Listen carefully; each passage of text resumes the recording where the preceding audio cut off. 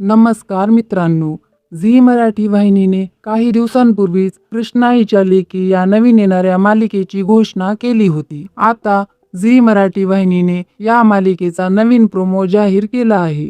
लोकप्रिय ज्येष्ठ अभिनेत्री निवेदिता सराफ या मालिकेमधून झी मराठी वाहिनीवर कमबॅक करताना दिसत आहेत. अभिनेत्री निवेदिता सराफ यांनी जवळपास 5 वर्षापूर्वी झी मराठी वाहिनीच्या अगं बाई सूनबाई आणि अगं बाई सासूबाई या मालिकेमध्ये प्रमुख भूमिका साकारली होती. बबड्याची आई म्हणून त्यांच्या पात्राला प्रेक्षकांचं भरभरून प्रेम मिळालं होतं. आता त्या कृष्णाई या पात्रामध्ये झी मराठीच्या कृष्णाईच्या लेकी या मालिकेमध्ये दिसणार आहेत. चला तर मग जाणून घेऊया काय आहे या मालिकेचा प्रोमो आणि ही मालिका कोणत्या मालिकेची रिमेक आहे. कृष्णाईच्या लेकी या मालिकेच्या प्रोमो मध्ये कृष्णाई ही घरातील जबाबदारी गंभीरपणे सांभाळताना दिसते. प्रोमो मध्ये कृष्णाई हिच्या बोलण्यावरून आपल्याला कळते की वंशाचा दिवा नाही म्हणून नवऱ्याने तिची साथ सोडली आणि तेव्हापासून तीच तिच्या लेकींची आई आणि वडील दोन्ही आहे.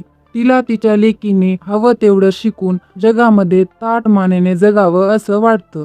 झी मराठी वाहिनीची नवी मालिका कृष्णाईच्या लेकी कधी आणि कोणत्या वेळेला येईल हे आणखी जाहीर झालेलं नाहीये. तसेच या मालिकेमध्ये अभिनेत्री निवेदिता सराफ यांच्यासह कोण कोण झळकणार आहे हे पाहणं इंटरेस्टिंग ठरेल.